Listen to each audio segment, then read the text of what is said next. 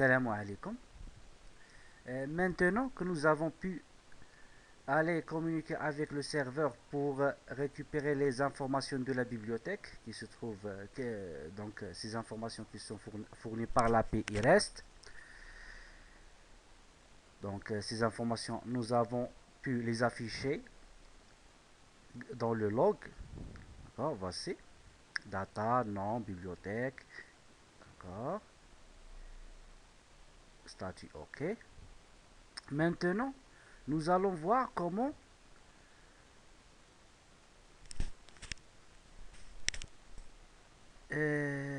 utiliser JSON pour extraire toutes les informations importantes dans cette réponse du serveur.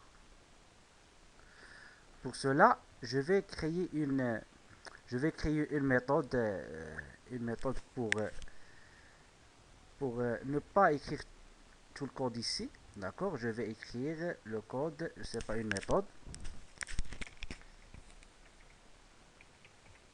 rewrite. Je vais renvoyer, je sais pas, je vais ouais, void. En fait, c'était la bibliothèque. D'accord? La bibliothèque qui pour le moment elle est nulle.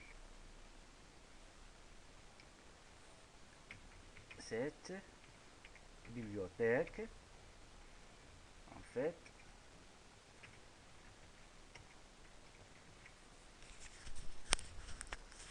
en passant quoi?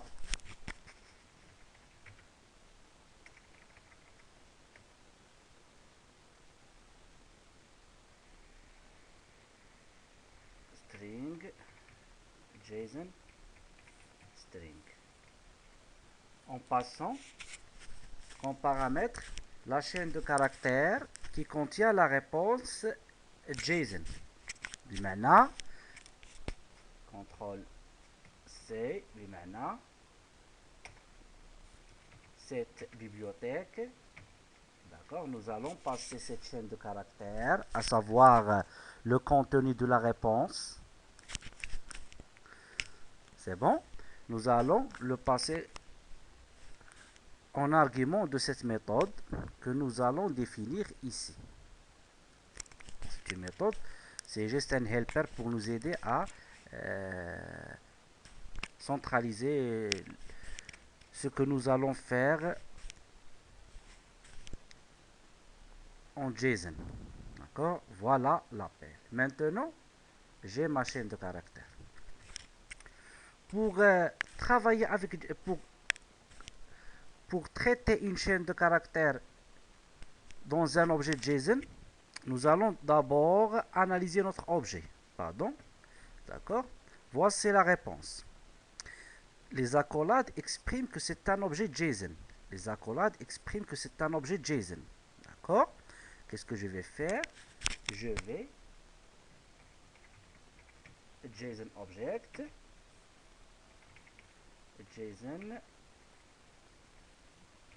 bibliothèque égale quoi? New JSON object JSON string. Pour créer un objet JSON à partir d'une chaîne de caractères, il suffit d'instancier un objet JSON object en lui passant en argument du constructeur la chaîne de caractères. Ici, on me dit que l'exception JSON exception n'est pas en fait gérée. Pour cela, je vais ajouter à la définition de ma méthode le fait que ma méthode il peut déclencher une exception de type JSON exception. C'est bon? D'accord, browse. S'il y a un problème, donc dans le programme d'appel, maintenant lorsque je fais comme ça, regardez qu'est-ce qui s'est passé. Maintenant j'ai ce code qui me dit que l'exception JSON n'est pas traitée. Qu'est-ce que je dois faire maintenant? Je dois gérer l'objet, une exception de type JSON exception. C'est JSON exception.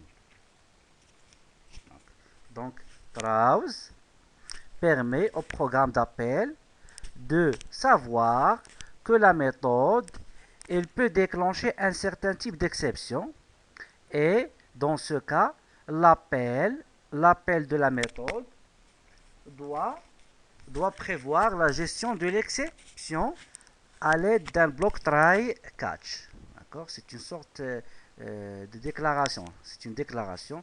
La méthode, elle dit au programme d'appel, voilà, si tu veux m'appeler, sache que il se peut qu'une exception de type JSON exception soit déclenchée de ma part. Et le programme d'appel, qu'est-ce qu'il va faire? Il doit gérer cette exception en faisant l'appel à l'intérieur du bloc try catch. D'accord? C'est sur try catch. Donc voici mon bloc. Maintenant, j'ai l'objet JSON. Sachez bien que maintenant que cette chaîne de caractères, je l'ai maintenant dans cette variable, sauf que cette fois, pas sous forme de chaîne de caractères, mais sous forme d'un objet JSON. Pour tester cette bibliothèque, regardez, je suis certain qu'il y a le statut, hein. Je suis certain qu'il y a le statut, pardon, JSON bibliothèque. Je suis certain que dans mon objet, dans tous les cas, il y a le statut. Regardez. Pardon, c'est pas ça, c'est get string en fait. Je vais revenir vers ça. D'accord. Je vais enlever maintenant cet appel. J'efface et je relance.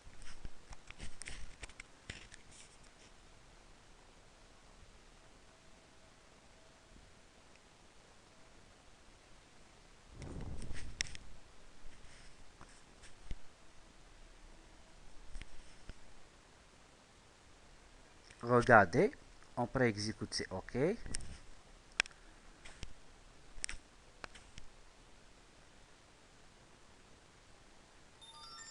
Normalement, je dois avoir... Normalement, je dois avoir les autres. Je sais pas. Pourquoi? Ouais, normalement.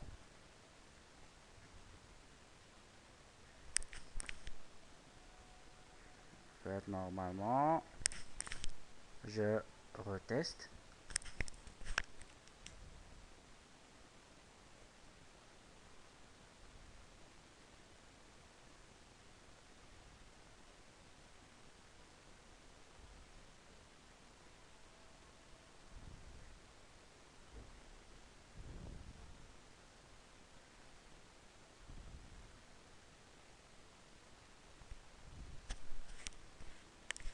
J'ai le on pré-exécute, par contre, j'arrive pas à afficher.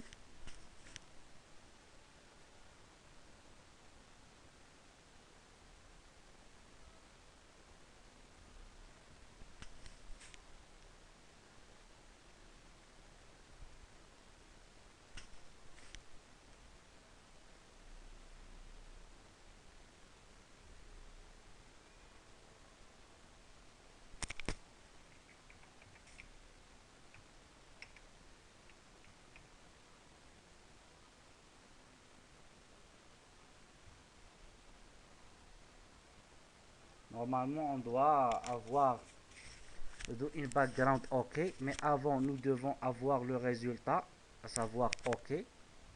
D'accord, cette bibliothèque OK. Et à la fin, on post execute. Je sais pas, donc là, normalement, c'est juste un problème de la part du, je pense, la DB. De temps en temps, c'est comme ça. Je continue, d'accord, je vais continuer et nous allons voir par la suite qu'est-ce que ça va donner. Ah oui, ah oui, ah oui, non, je me suis trompé. En fait, il y a un problème. Il y a un problème. il y a un problème. File to connect to. D'accord. Pourquoi?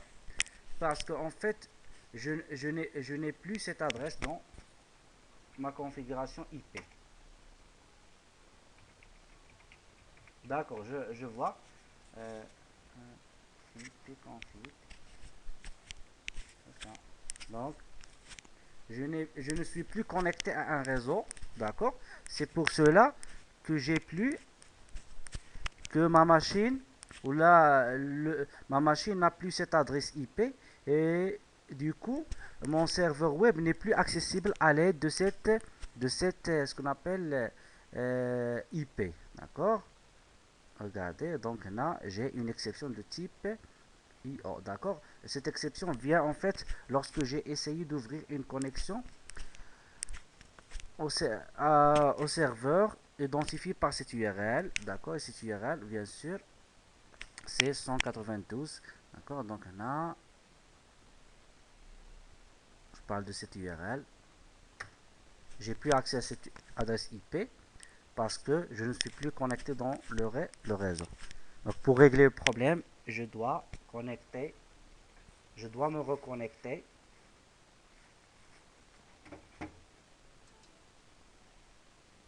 au réseau.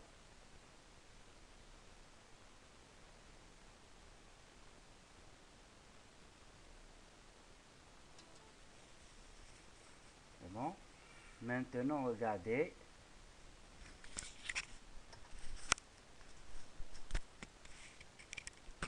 À moins que mon adresse soit changée. D'accord. On va voir.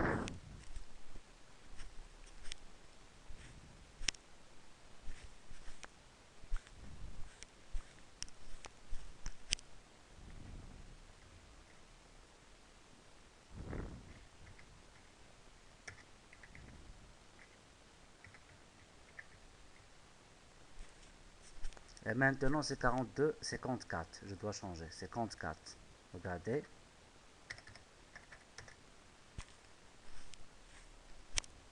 Maintenant, je suis connecté au réseau. Regardez ici. D'accord. Donc, je dois aller modifier URL. Donc là, c'est 54. CTRL S. Donc, c'était pas. D'accord. Je redéploie.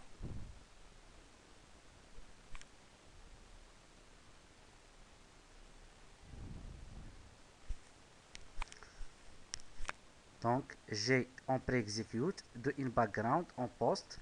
Je récupère le log qui était ici. C'est bon. Je redéploie.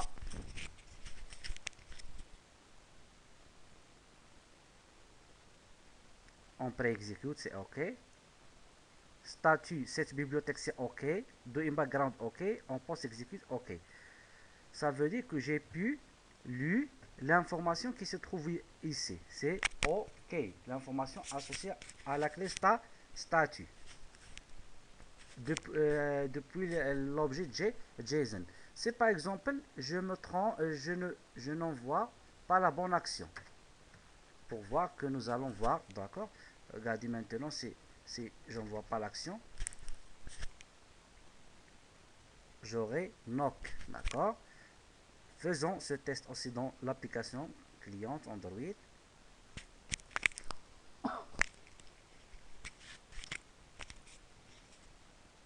OK, cette fois-ci, c'est knock, c'est OK. C'est bon. C'était une exception. C'est bon. Maintenant, on continue avec action.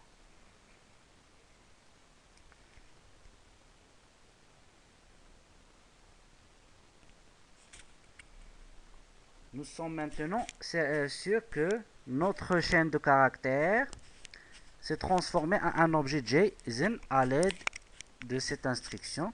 Et cet objet JSON est stocké dans cette variable.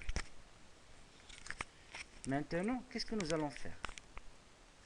Selon, est-ce que c'est OK ou bien not OK? If quoi? JSON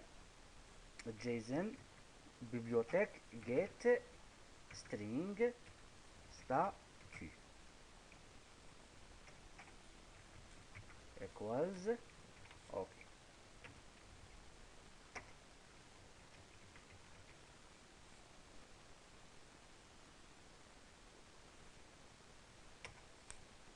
Else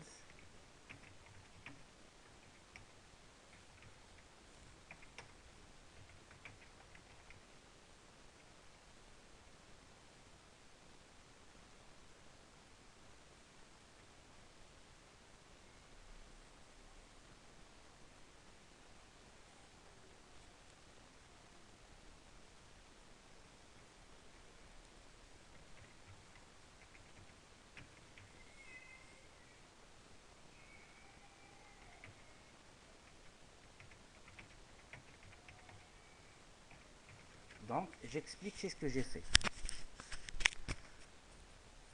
J'ai cette chaîne de caractères comme un objet JSON. Voici mon objet. Je fais appel à la méthode getString et je lui donne comme argument une chaîne de caractères statut. Pourquoi? Je veux récupérer la valeur associée à la clé statut. Ça, c'est la clé, deux points, la valeur. Ça, c'est JSON. Clé, deux points, valeur. Je sais bien que la valeur associée à cette clé est une chaîne de caractères. C'est pour cela, à partir de cet objet, je récupère la valeur qui est du type chaîne de caractères qui se trouve ici, qui est associée à la clé statut. Donc, dans l'objet, je récupère la valeur qui est une chaîne de caractères associée à la clé statut. C'est par exemple, j'avais un entier ici. Je ne vais pas faire getString, je vais faire par exemple getInt. Si c'était une double, getDouble. Si c'était un autre objet, je vais faire JSONObject. Si c'était un tableau, je vais faire JSONArray. Et puisque la valeur associée à la clé statut est une chaîne de caractères, j'utilise la méthode getString.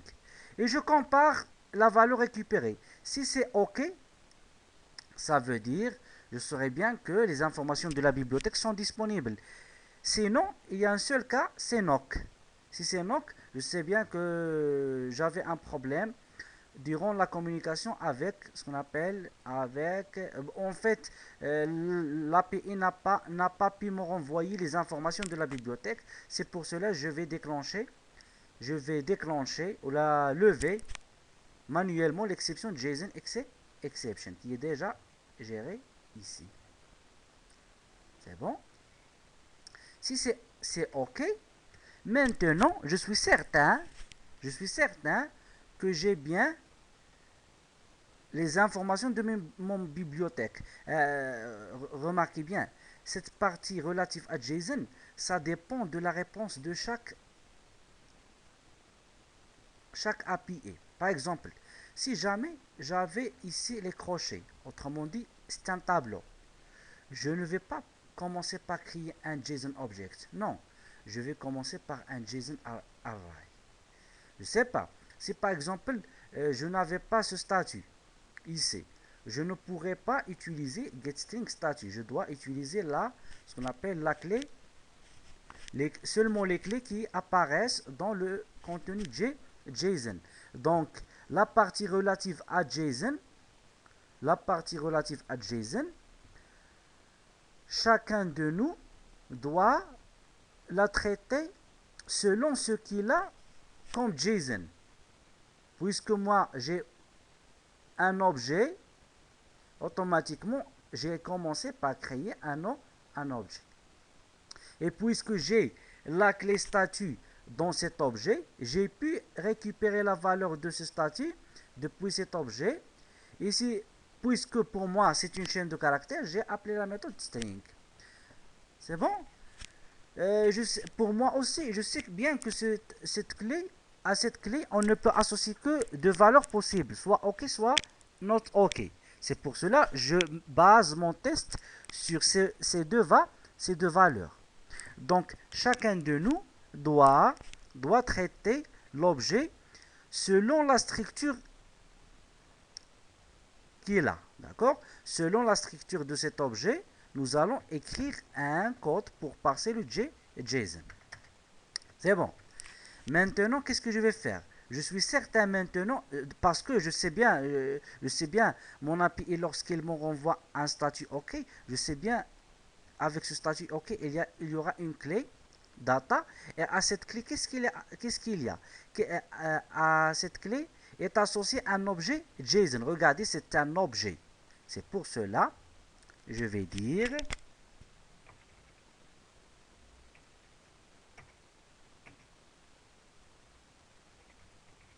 Je vais le nommer JSON data égale. Cette fois-ci, c'est getJSONObject. Regardez. Pour statut, j'ai utilisé la méthode getString. Alors que pour data, j'ai utilisé getJSONObject. Pourquoi? Parce que à data est associé un nom, un objet. Continuons. Cet objet data, qu'est-ce qu'il contient? Il contient deux propriétés. Le nom qui est une chaîne de caractères. Regardez, le nom, une chaîne de caractères. Et ce qu'on appelle livre qui est un tableau. Un tableau de quoi? Un tableau d'objets. C'est pour cela que je vais utiliser getString pour le nom et getJSONArray pour livre.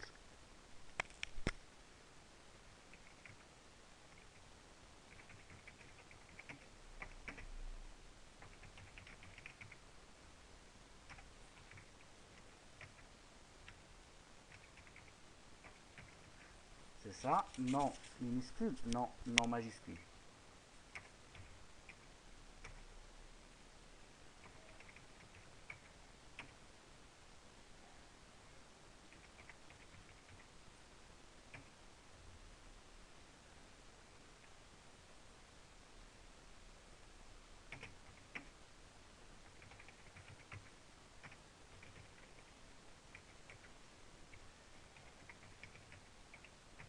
Donc regardez, j'ai récupéré le nom à l'aide de getString et je l'ai stocké dans une variable de type string.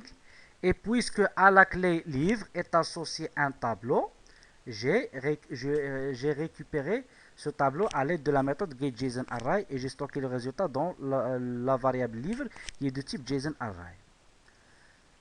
Maintenant, qu'est-ce que nous allons faire? Nous allons, en fait, je vais nommer ça JSON livre. C'est bon, JSON. Et ça, c'est JSON non. Maintenant, bien sûr, mon objectif, c'est d'instancier cet objet bibliothèque. Et pour instancier un objet bibliothèque, on a deux possibilités. Soit en fournissant seulement le nom de la bibliothèque, soit en fournissant le nom et la liste des livres. Moi, je vais attendre jusqu'à ce que la liste des livres soit prête.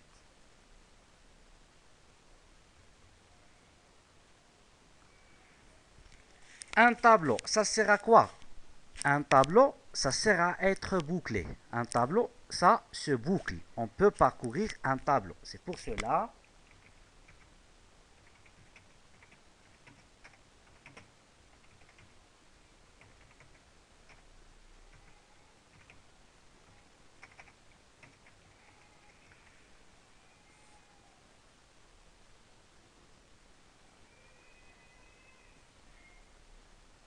Pardon.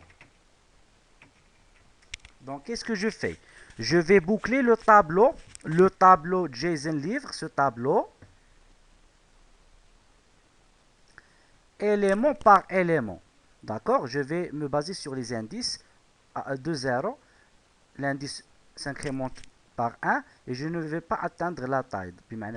Ici, j'ai combien de livres? 3, 0, 1 et 2. Maintenant, chaque élément de tableau, c'est quoi? C'est un objet JSON. Regardez, les accolades. Chaque élément du tableau, c'est un objet JSON. Qu'est-ce que je vais faire?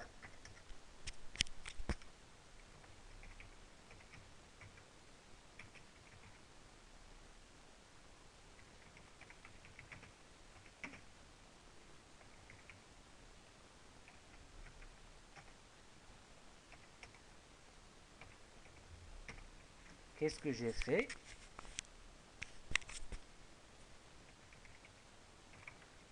Qu'est-ce que j'ai fait? Qu'est-ce que j'ai fait?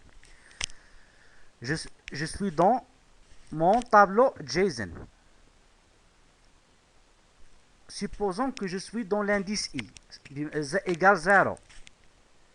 Donc, pour l'indice égale 0, j'ai cet élément. Cet élément, il est de quel type? C'est un objet JSON. J'ai appelé la méthode getJSONObject. Je lui dit, je veux récupérer l'objet JSON qui se trouve dans l'indice 0. D'accord? C'est l'objet JSON qui se trouve dans l'indice 0. C'est l'objet JSON qui se trouve dans l'indice 1. C'est l'objet JSON qui est associé à l'indice 2.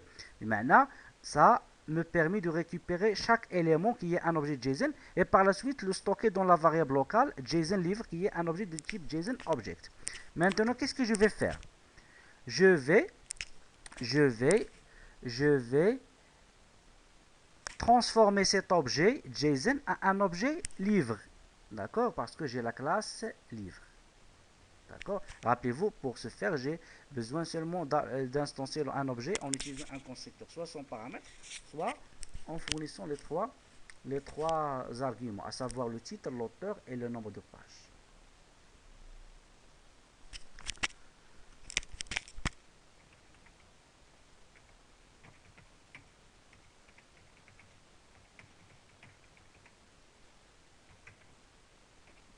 J'ai instancié un objet de type livre. Je vais passer les trois arguments. Le premier argument, c'est quoi? Voilà, CTRL P. C'est le titre. Le titre où? Il est où? Dans l'objet JSON livre, à savoir cet objet, il y a une clé qu'on appelle titre et à cette clé est associée une valeur de type chaîne de caractères. C'est pour cela je vais lui dire getString titre. De même, le deuxième paramètre, c'est quoi? C'est l'auteur. L'auteur, le voilà. Il est associé à une valeur de type chaîne de caractères aussi. Qu'est-ce qu'il reste? Il reste le nombre de pages qui est un entier. Et regardez,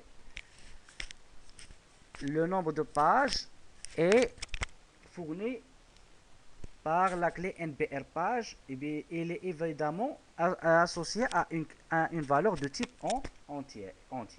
Donc là, JSON livre, cette fois-ci, get, c'est un entier cette fois. D'accord? Get nombre de pages. Maintenant, j'ai mon objet livre. Et maintenant, pour chaque élément de ce tableau JSON, je vais construire un objet de type livre. L'objectif, c'est quoi? Une bibliothèque, c'est quoi une bibliothèque? Une bibliothèque, c'est un nom de bibliothèque que nous l'avons déjà. JSON nom. Et quoi? Et une collection de livres. Et une collection de livres, c'est pour cela nous devrions avoir une collection de livres.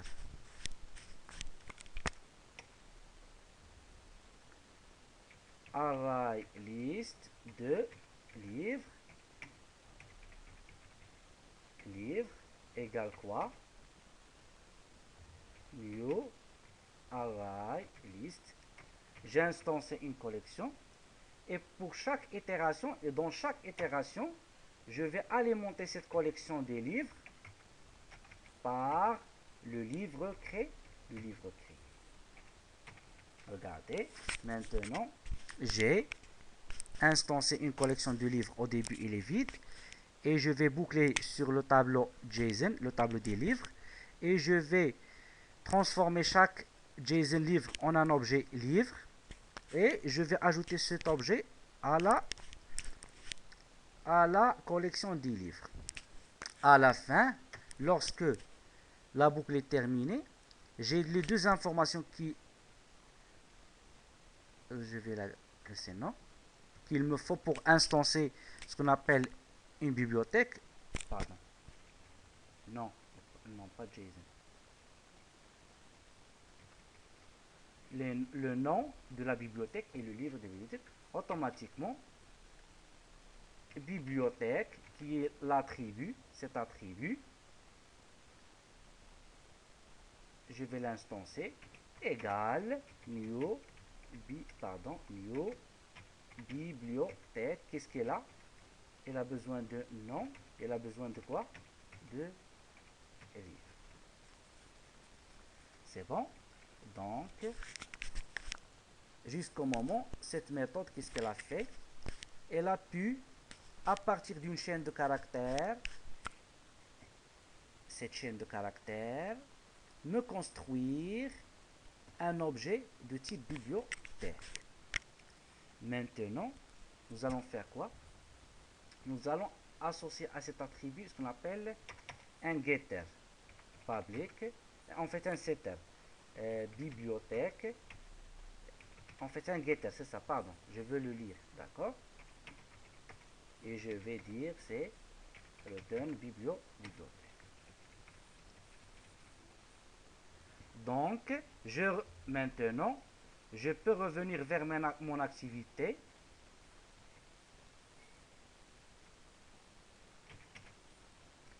A5 task, objet A5 task, égale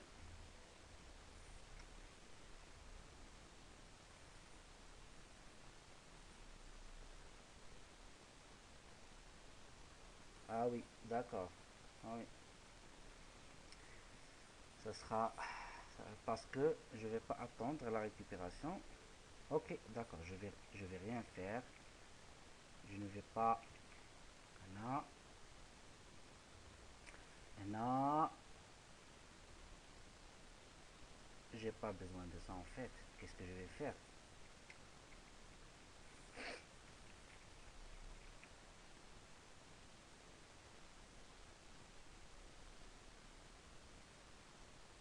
Je dois normalement injecter une bibliothèque. Donc qu'est-ce que je vais faire? Je vais créer une bibliothèque ici.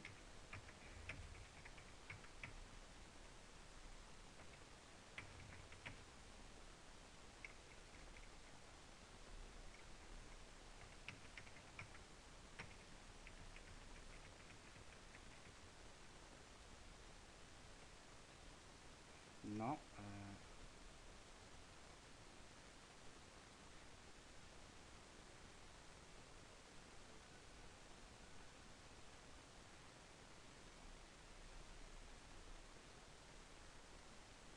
Ah oui. Non, non, non. Non, c'est bon.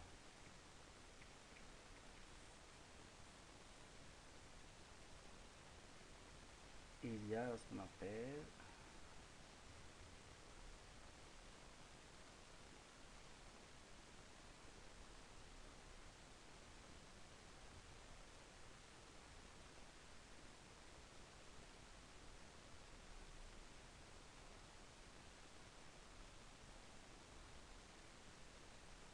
je vais ajouter un constructeur sans paramètre.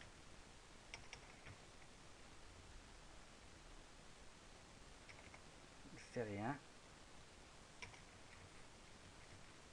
Je vais dans l'activité créer un objet bibliothèque.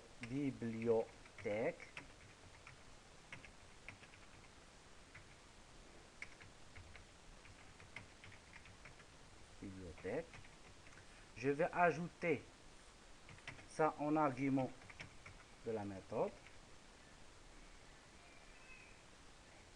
Ah oui, pardon. Non, pas ici. Ici. Bibliothèque. Au constructeur. Maintenant, je dois modifier. Je n'ai pas. D'accord. Je dois ajouter la bibliothèque.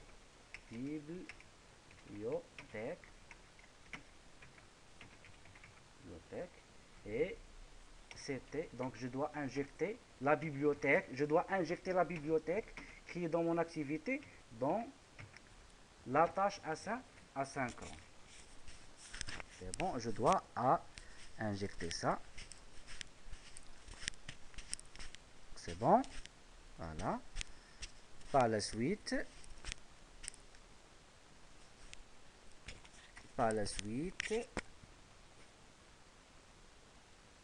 pas besoin de faire quoi? Pas besoin de faire. En fait, je veux garder. En fait, je vais utiliser les setters.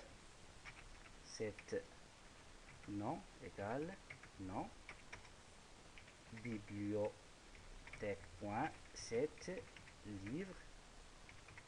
C'est ça. C'est ça. D'accord.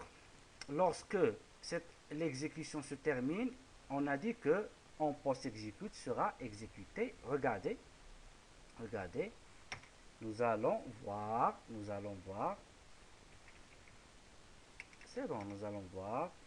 Log i en post-execute et bibliothèque.getLive. Je sais pas. Size, c'est la taille. Normalement, nous devrions trouver 3 plus bibliothèque.getNom. Nous allons devoir trouver le nom de la bibliothèque. Donc, je reprends ce que j'ai fait. Donc, j'ai modifié le constructeur de la tâche asynchrone pour pouvoir injecter une bibliothèque. Cette bibliothèque, nous l'aurons dans notre activité. C'est bon. Par la suite, je suis allé dans l'activité et j'ai ajouté un attribut de type bibliothèque. Et j'ai créé une instance de type bibliothèque en utilisant un constructeur sans paramètres. Donc pour le moment, ma bibliothèque n'a pas de nom ni de livre. Par la suite, en utilisant le constructeur, j'ai pu injecter cet objet dans l'objet de ma tâche asynchrone. Et comme vous savez, c'est ce qu'on avait modifié, c'est ça. Lorsque le traitement sera terminé, nous pourrions, donc lorsque je dis le traitement sera terminé, ça veut dire lorsque le traitement en arrière-plan, lorsque la méthode de inBackground termine son travail. Donc return true, CTRL X doit être où? Si tout se passe bien, return true doit être ici. C'est bon? Parce que si je la mets ici, il se peut qu'il y avait une exception. Hein? D'accord? Et je vais dire que c'est true alors que c'est faux. D'accord? La méthode renvoie true seulement si tout se passe comme il faut. Et maintenant, si aucune de ces exceptions n'a été levée. Lorsque cette méthode renvoie sa valeur, je passe automatiquement à la méthode en post-execute et nous allons voir si effectivement nous avons le nom de la bibliothèque et ce qu'on appelle la taille de la collection des livres. Je redéploie.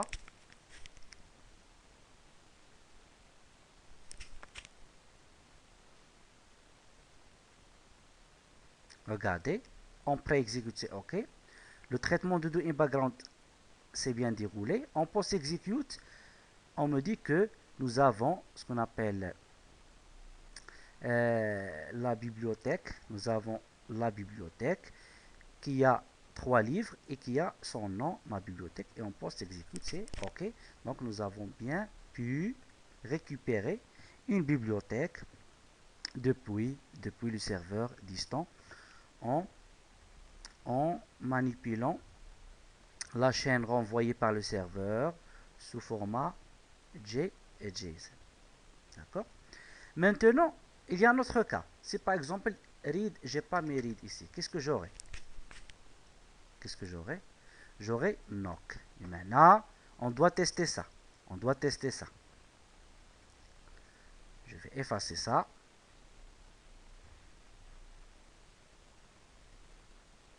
OK. Oui, je dois changer ça, bien sûr, dans l'appel. Je vais enlever read. Je redéploie, c'est normal. Je dois simuler le même La même situation dans mon application cliente.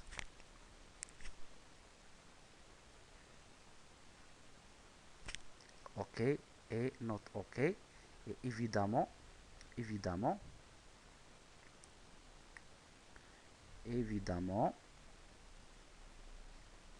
suis où?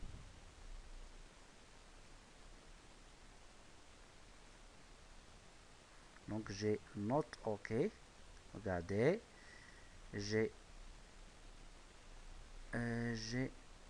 pardon.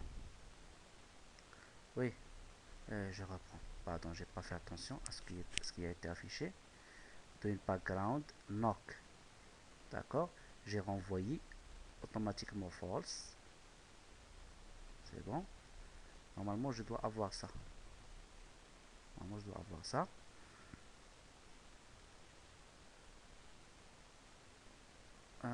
L'exception n'est pas gérée. Ah oui. L'exception n'est pas gérée. Get livre. En fait, je pense qu'il y a un problème ici. On doit tester. C'est le rôle de ce boolean. If a boolean égale true. Nous, si c'est true, ça veut dire que nous avons bien les informations de la bibliothèque. Sinon,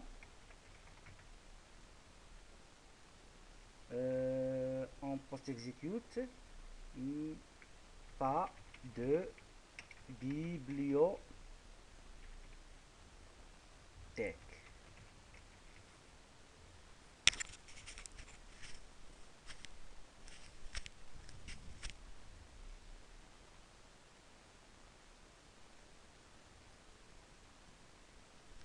Voilà. OK. Dans une background, il y a un problème. On post-execute me dit qu'il n'y a pas de bibliothèque et on post-execute, c'est OK. D'accord? Regardez. Donc, nous avons maintenant terminé la partie qui permet de créer l'objet bibliothèque à partir de la réponse. D'accord? Nous, ce qui nous intéresse, c'est le cas lorsque tout se passe bien. C'est bon. Donc, à savoir, il faut passer le paramètre action et à ce paramètre, on doit associer la valeur R. C'est bon. Je redéploie.